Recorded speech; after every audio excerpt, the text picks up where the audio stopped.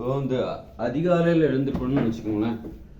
அதிகாலையில் எழுந்திருக்கணும்னா இப்போ நான் எதுக்கு அங்கேருந்து எப்போ பார்த்தாலும் என்னுடைய கேமராவில் நான் எதுக்கு இப்படி வந்து உட்கார்றேன் அப்படின்னா, என்னுடைய கேமராவை நான் தான் ஆன் பண்ணிவிட்டு வந்து உட்காரணும். எனக்கு இன்னும் தெரில. அதாவது 3 செகண்ட்ஸில் ஸ்டார்ட் ஆகிற மாதிரி, அதுக்குள்ளே நான் வந்து என் இடத்துல உட்காந்து பேசுகிற மாதிரி அந்த ஆப்ஷன் செட்டிங்ஸ் எனக்கு தெரில. தெரிஞ்சுக்கிட்டு அப்படி ஏதோ இருக்குதுன்னா நான் அதை அப்புறம் பேசுகிறேன்.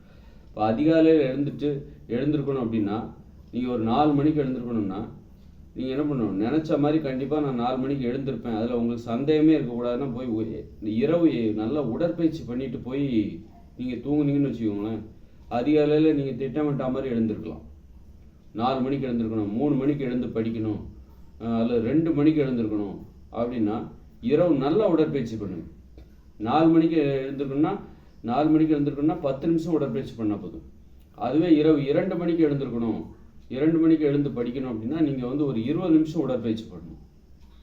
அப்படின்னா சொன்ன மாதிரி கரெக்டாக எந்திப்பீங்க. ஏன்னா உடம்புல ஒரு விழிப்பு நிலை இருக்கும். உடற்பயிற்சி என்பது எதை தருகிறது நமக்கு என்றால், உடற்பயிற்சி, உடல் உழைப்பு, இதெல்லாம் நமக்கு எதை தருகிறது? உடம்பு முழிச்சுக்கிட்டு இருக்கும்.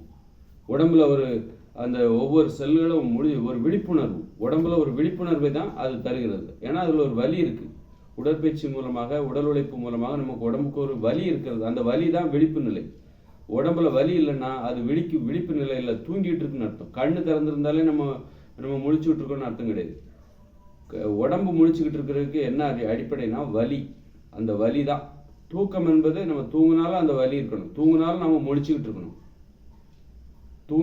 தூங்கினாலும் ஐயோ